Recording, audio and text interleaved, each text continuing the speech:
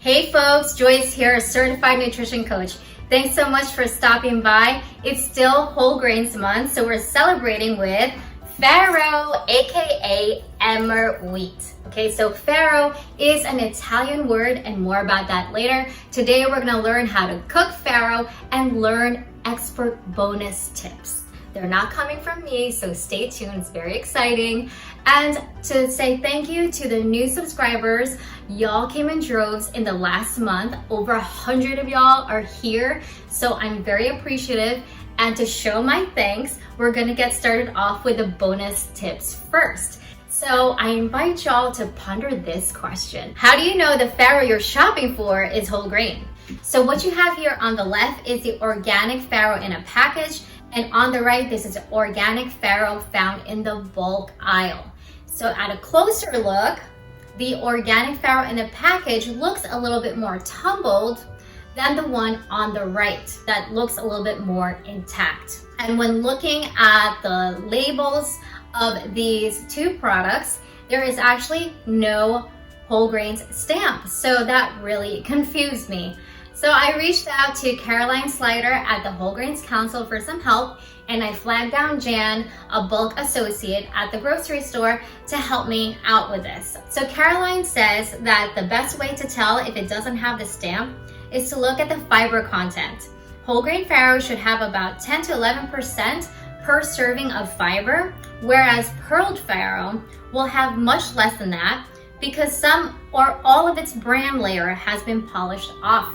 When I look at the nutrition label of the organic farro in the package, it does say 5 grams per serving, so that lands it in that sweet spot of 10 to 11%. However, the ingredients list does list pearled farro on it. So what this tells me is that this product is still a good option for whole grain.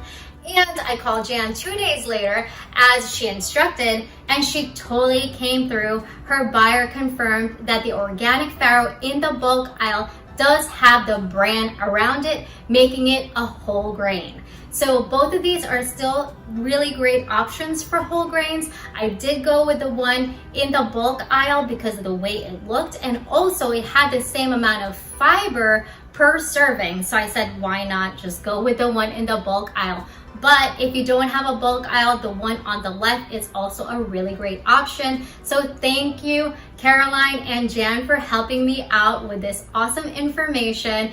And my personal tip for you guys is to not be afraid to ask. Farro is a type of wheat, so it's not gluten-free, and the word itself is encompassing of 3 different types of farro. Farro piccolo, which is a word for small, that is the einkorn type. Farro medio, which is a word for medium, and that's emmer, what we're working with today. And lastly, farro grande, which is a word for large, and that type is spelt. If you like what you're seeing so far, don't forget to hit the subscribe button down below and the little bell next to it to stay updated on future videos as soon as they come out.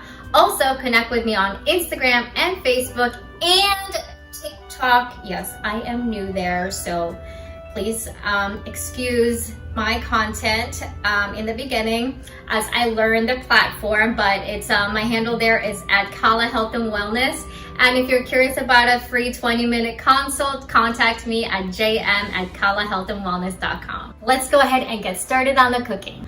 What you're gonna need is a medium pot with a tight-fitting lid, a strainer, and I have farro and water here in small quantities because this is the first time I'm making farro. So if it's a first for y'all too, please use smaller amounts to minimize food waste.